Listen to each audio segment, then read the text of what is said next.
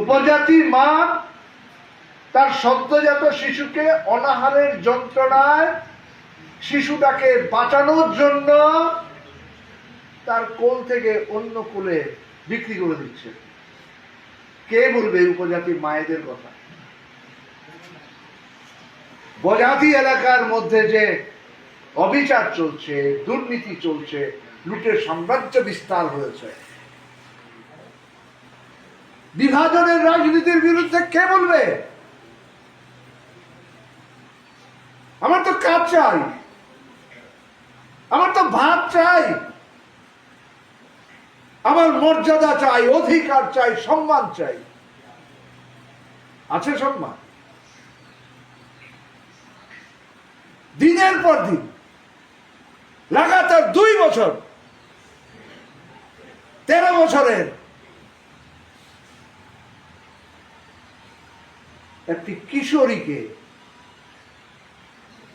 বিজেপির মন্ডলের নেতা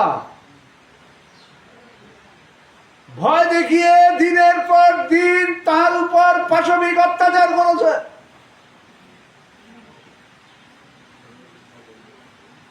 কয়েকদিন আগে প্রকাশ পেয়েছে 13 বছরের মেয়ে, কুমারী মেয়ে মা হতে যাচ্ছে।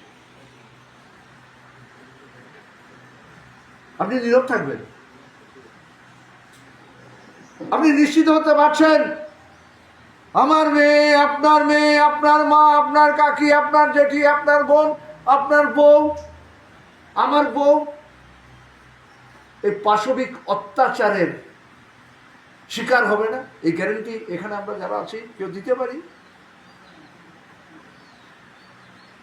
খুন হয়ে যাচ্ছে সদলীয় নেতা, গ্রেপ্তার হচ্ছে না।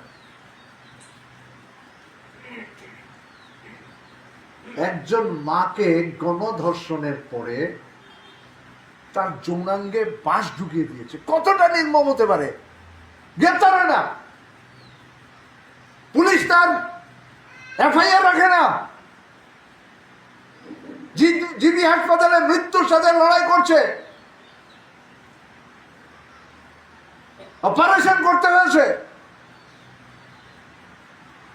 সংবাদ মাধ্যমে বিভিন্ন গণ সংগঠনের পক্ষ থেকে, বিশেষ করে বামপন্থী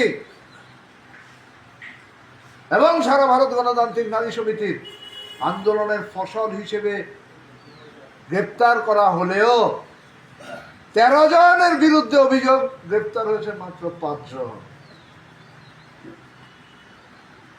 আর আমার ওই সজল চক্রবর্তী